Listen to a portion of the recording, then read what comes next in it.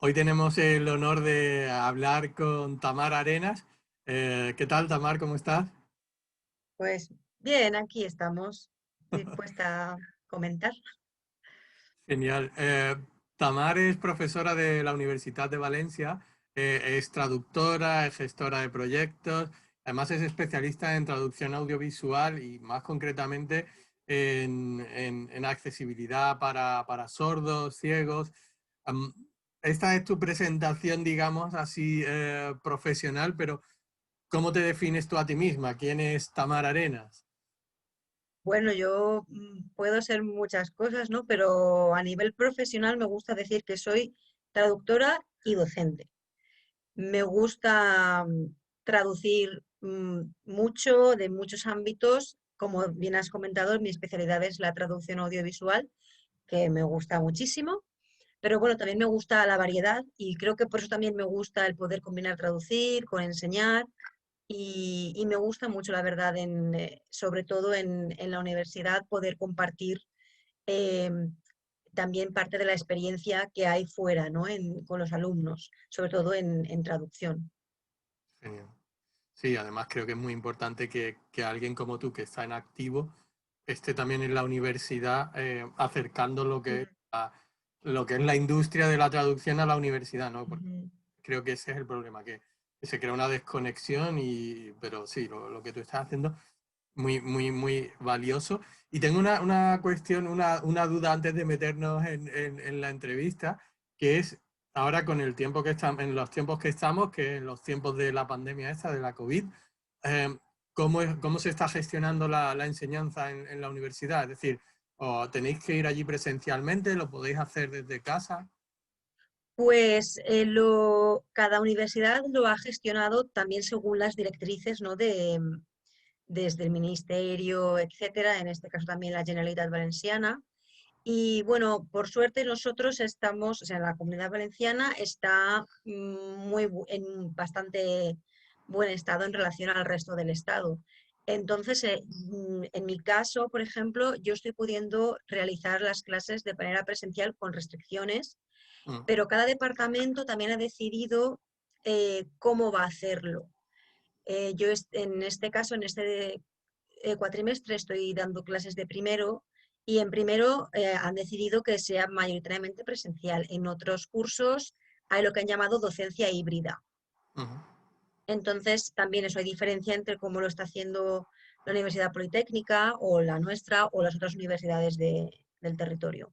ujú, ujú. Ok, interesante. Am, Volviendo a detalles de tu presentación, ¿no? Que hablábamos que eres experta en accesibilidad, que tú te definías como traductora. Una cosa que me llamó la atención de tu perfil de LinkedIn es que la accesibilidad, la adaptación y la traducción de guiones para personas con este tipo de discapacidad es algo que te enamora. Y quería saber por qué, ¿no? ¿Qué tiene de especial? Bueno, pues yo conocí, bueno, en realidad conocía los subtítulos para sordos desde pequeña. Yo recuerdo que en mi casa se ponía el teletexto y no es que nadie tuviera un problema de audición, sino pues mi padre lo solía poner, imagino, pues si para evitar si los niños armaban ruido, pues él podía seguir viendo la televisión. También luego a veces si podía hacer, claro, hoy en día es diferente, ¿no? Pero podía poner el dual, entonces ponía la película en versión original y usaba los subtítulos que venían para personas sordas. Y eso yo sí que conocía que existía. Pero no descubrí cómo se hacía, lo bonito que era, hasta que no hice mi máster de traducción, le llaman traducción creativa, hacíamos básicamente audiovisual y literaria, y bueno, hubo una asignatura que finalmente no pudo llegar a realizarse, pero sí que hubo unas charlas, que es como yo conozco la accesibilidad. Y entonces es cuando me di cuenta de que era una forma de traducir, que es hacer llegar un mensaje que de otra forma no podría llegar a un determinado público. Y me pareció precioso ver que era una forma de hacer llegar a personas con discapacidad visual o discapacidad auditiva en el caso de los subtítulos para sordos. Y bueno, sencillamente era algo que no me había planteado de verdad nunca y me encantó sentir que podía también utilizar lo que estaba aprendiendo para aproximar ciertos productos, en general audiovisuales, a este tipo de público que normalmente pues, está muy invisibilizado. Genial. Y ahora que cuando lo has mencionado, de que es un público que no es muy visible, que no le dan mucha cabida, ¿no? Creo que ahora sí se ha aprobado una ley, ¿no? Donde se obliga a que todos los productos audiovisuales se subtitulen, pero tienen que estar subtitulados o adaptados, digamos, para ciegos, bueno, sí, para ciegos y sordos. Sí, si no recuerdo mal, la ley es de 2010, o sea que tiene ya Ajá. unos cuantos años. Em, Tenía un porcentaje de obligatoriedad hacer accesible todo lo que aparecía en televisión. Si no recuerdo mal, era un 90% de la programación tenía que estar subtitulada para sordos en las televisiones públicas y un 75% en las privadas. Es posible que ahora haya aumentado y es verdad que yo lo veo que está más presente. Em, entonces, sí, el problema es, pienso yo, que como es, o sea, lo han hecho como una obligación y las cadenas o los productoras, etcétera, realmente que espero no estar metiendo la pata, me da la impresión de que no se lo toman lo suficientemente en serio. O sea, lo hacen porque lo tienen que hacer. Sí, más un Pero gasto sí, que un tema. efectivamente, es un gasto más que les obligan a hacer y creo que no ven el potencial que pueden llegar a tener también el llegar a ciertos sectores. Porque Sí. también los subtítulos para sordos, por ejemplo, no solo, como te he comentado el ejemplo de mi padre, no solo pueden ser útiles Ah, para las personas que tengan una sordera. A lo mejor también sí que oyen, pero les cuesta más, entonces eso mm, les ayuda, entonces les anima a ver más televisión. mm, O lo que digo, puede servir hoy en día, es un poco diferente por cómo está desarrollándose las plataformas, etcétera, mm. pero en su momento, aquel invento que hizo mi padre de ponerse los subtítulos en una película en dual, pues a él le sirvió. Sí, yo eso lo he vivido también, ¿eh? Así que he visto también películas con los subtítulos del teletexto. Sí, y te lo comentaba porque lo de esta ley, que creo que a lo mejor está más referida al cine, que les obligan es en España, ¿no? Que les obligan a subtitular todas las películas ahora, o algo así. Ujú. O si reciben subvenciones, sí, también es Sí, cierto. Si reciben sí, sí, subvenciones, claro. tienen que hacerlo, sí. Sí, sí, pues eso, bueno, todo esto es positivo, ¿no? Siguiendo con el tema de esta especialidad, ¿no? De la adaptación para personas con discapacidad auditiva o visual, eh, hay muchos profesionales preparados para hacer este tipo de traducción, porque no es lo mismo al final que titular para personas que no tienen estas discapacidades. ¿Y es algo que recomendarías tú al profesional en traducción audiovisual que se forme en esta Ujú. actividad concreta?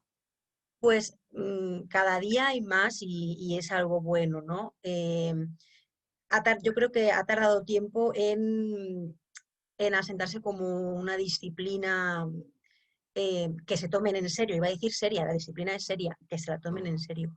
Eh, sí, yo recomendar sí, que se formen en esto, pues creo que es muy bonito y aporta también un grado más, ¿no? Para poder, entre los servicios que tú puedes ofrecer. Y bueno, realmente sí que es una especialidad, pero no requiere un años de especialización, digamos, ¿no? Entonces, sí, sí, a los interesados en la traducción audiovisual, por supuesto que les animo a tirar por por esta senda. genial. Am, Gracias al éxito de plataformas como Netflix, HBO, todas estas, y al tirón del mundo audiovisual en general, hay muchos traductores que se especializan en este campo, ¿no? En la traducción audiovisual. Pero, ¿cómo destacas? Es decir, ¿cuáles son las opiniones, las habilidades que tú crees que, en tu opinión, debe tener un buen traductor audiovisual para destacar, para que le empiecen a asignar cada vez más? Ujú. Bueno, yo creo que como en cualquier traducción, tipo de traducción, quiero decir, es esencial tener un buen dominio de la lengua meta, no solo de la de origen. Entonces, en este caso que estamos hablando en español, ¿no? Pues un buen dominio del español a nivel general, pero en el audiovisual del oral, porque lo que estamos haciendo se supone es reproducir la interacción oral, ¿no? Entonces, ese sería eh, un factor clave, pero a la vez, para que no resulten al final de tan actuales y tan concretas, no resulten, digamos, nuestras traducciones no se queden obsoletas. No quiero nombrar productos, pero en los 90 había bastantes series y películas que la verdad es que como adaptaciones a mí me parecen muy graciosas y muy buenas para su momento, pero quizás pasados ahora los años ya no tiene ha caducado, no se ha quedado obsoleta esa traducción. Entonces es encontrar ese equilibrio entre dominar el español oral y que no se nos pase luego de rosca y se nos quede obsoleto pasando el tiempo. Un equilibrio en ambos sentidos. Ahora que lo mencionabas, estaba pensando en un ejemplo, yo sí voy a dar nombre, a lo mejor no es lo mismo que tú estás, pero a mí se me ha venido a la cabeza, porque además hice un análisis de esa serie, del Príncipe de Bel-Air, ¿no? Por Que ejemplo. antes la traducción para doblaje, no sé para subtitulado como está hecha, pero la traducción para doblaje, claro, se cambió casi todo, ¿no? Para intentar hacerla más cercana al público español, ¿no? Obviamente Uh-huh. de personajes que eran muy de aquella época, muy famosos, como Chiquito de la Calzada, ¿no? Entonces Uh-huh. que hacía ese humorista, pero claro, sí, ese humorista para esta generación nueva no quiere decir, no le supondrá nada, ¿no? Entonces, Uh-huh. estoy de acuerdo contigo que hay que tener esa capacidad de hacerlo, entre comillas, universal, ¿no? Que es muchísimo Sí, difícil, ¿no? sí. Como has nombrado, has nombrado un producto, que por cierto, como ahora lo han puesto en plataformas, mucha gente, yo me fijo en redes y tal, mucha gente lo está volviendo a ver y están comentando los doblajes. Y es curioso porque es verdad, o sea, efectivamente. Es quiero decir, gente que no necesariamente se dedica a esto, ¿vale? Pero otro producto que también recuerdo yo que hacía esto era Sabrina, Cosas de Brujas, Sí. y el gato, que era muy gracioso, pues se pasaba el día hablando de José María Aznar y cosas así que, claro, también resulta que no resulta creíble. Quizá en el momento es gracioso y tú te das cuenta y jaja, pero pasado el tiempo es cómo va a estar un gato, bueno, aparte, el contexto de que el gato habla, ¿vale? Cómo van a estar hablando de José María Aznar en esa serie que, si no recuerdo mal, estaban en Boston. Sí. Es un poco eso también pienso que desgasta. Sí, sí, Eh, totalmente.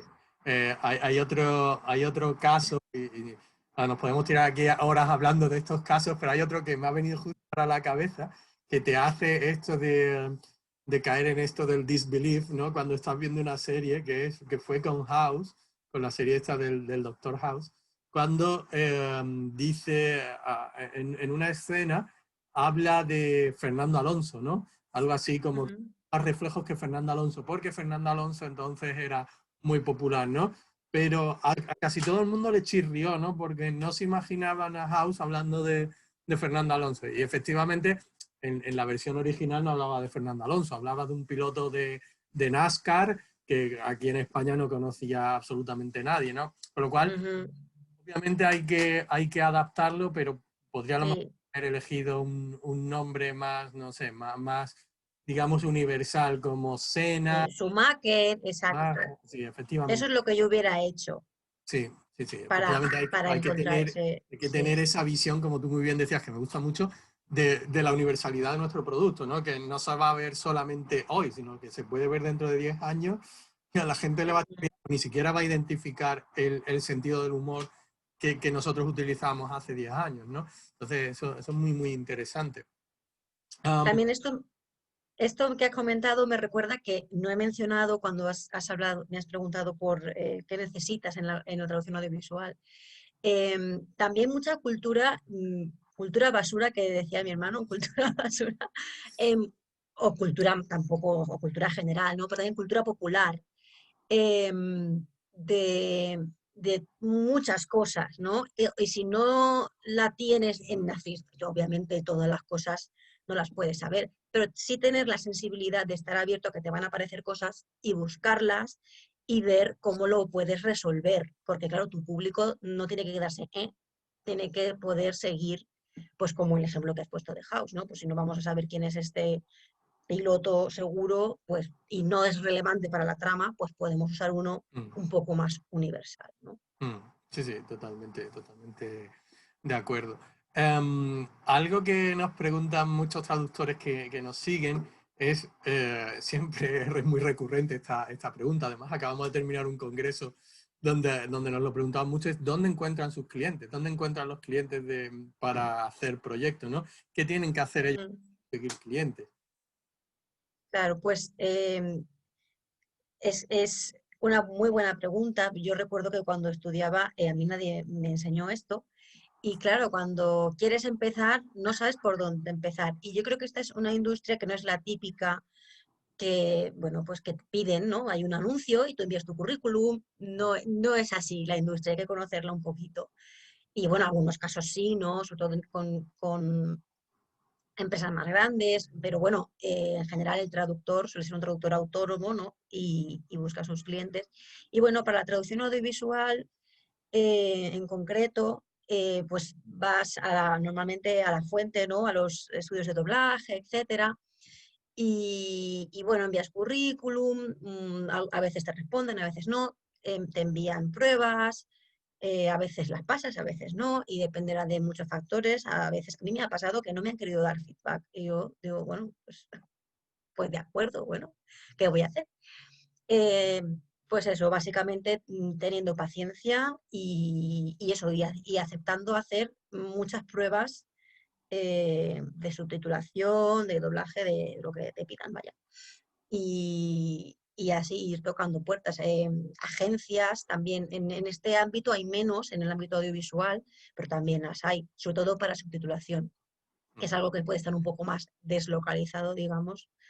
Y bueno, yo, por ejemplo, tengo un cliente de Estados Unidos, pero mi combinación es inglés-español. Luego lo que yo haga se va a ver en España, pero si lo gestiona una super empresa, pues para la plataforma X es más cómodo, ¿no? Y mm. bueno, pues funciona así esta industria.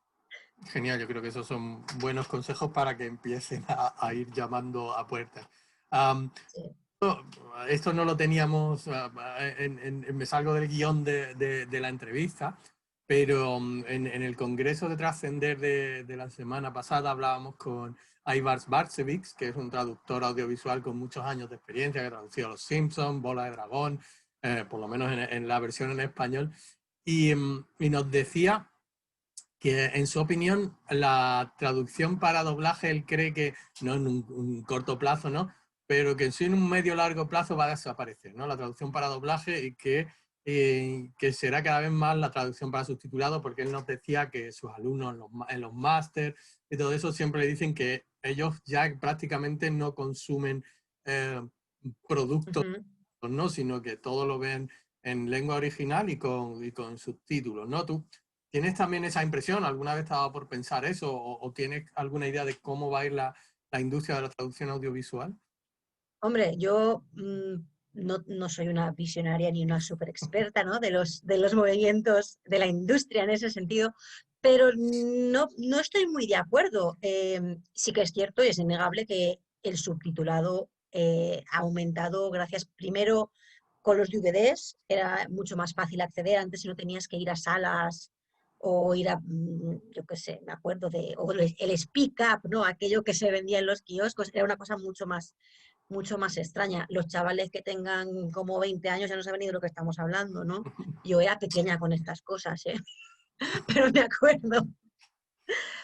Y bueno, ya con las plataformas pues no hay nada más que decir. Tú eliges, lo pones, lo quitas, está súper disponible. Y sí, es verdad, yo tengo muchos conocidos que consumen versión original con subtítulos.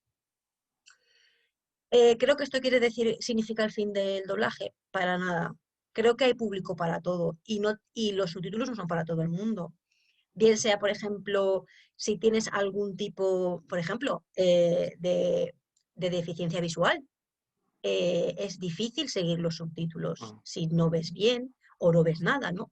Otra cosa ya es hablar de audiodescripción, mm, que sería un poco aquí lo estoy metiendo, ¿no? Pero sería la otra parte. Entonces, eso es un público que está ahí. Gente que pues no le gusta o quizá personas disléxicas estén más cómodas si no tienen que leer. sí. Y también aporta otras cosas, ¿no? Claro, también me comentas, los alumnos del máster de este traductor no ven doblaje. Me imagino que sus másteres eran de traducción. Claro, yo puedo decirte, uy, yo desde los, que es verdad, desde los 17 o 18 años, yo si puedo veo el original, pero hay muchísima gente que no. Entonces, no, pues eso, en resumen, no creo que sea el fin del doblaje, que sea modificado, o sea, se ha diversificado la industria, sí, y es bueno, está genial, pero no creo que sea el fin del doblaje. Mm. Sí, para hacer honor a la verdad de todo lo que dijo, decía igual, un poco igual que tú, que obviamente va a seguir existiendo, ¿no? La traducción para doblaje, pero que él lo veía como que algo que va a ir cayendo en cantidad, ¿no? O que ya se inventarán las empresas una forma de abaratar el coste aún más, que ya en la traducción audiovisual ya es bajo, ¿no?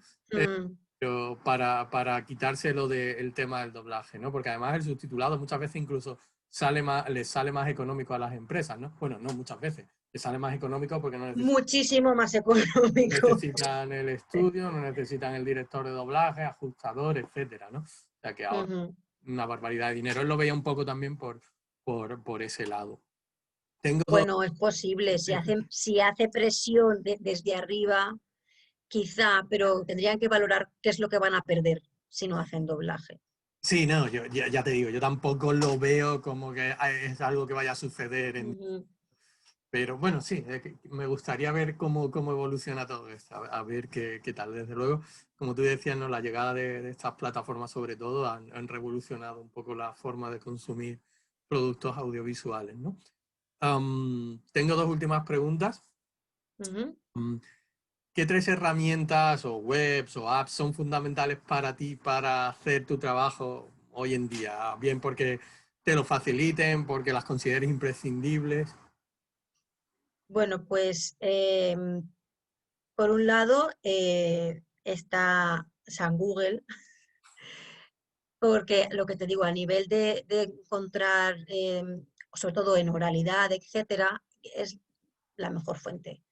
De ahí vas a encontrar muchas cosas, bueno, yo pienso muchas veces, yo no sé si habría podido trabajar de esto antes, ya no solo de Internet, sino de Google. Hay que saber utilizarlo y ser sabio, ¿no? Saber con qué fuentes te quedas. Pero la verdad es que es muy útil. También yo utilizo la herramienta del entrecomillado, a ver cuántos resultados me devuelve esta fórmula, a ver cuántos resultados me devuelve, quién los está utilizando. Y entonces, si son fuentes de fiar, digamos, lo puedo usar, porque claro, también muchas de las cosas que vamos a tener que escribir no están en la RAE, digamos, porque aún no han llegado al proceso de normalización. Entonces, bueno, pues también depende para quién esté dirigido, ¿no? Si es un producto más para niños, tal.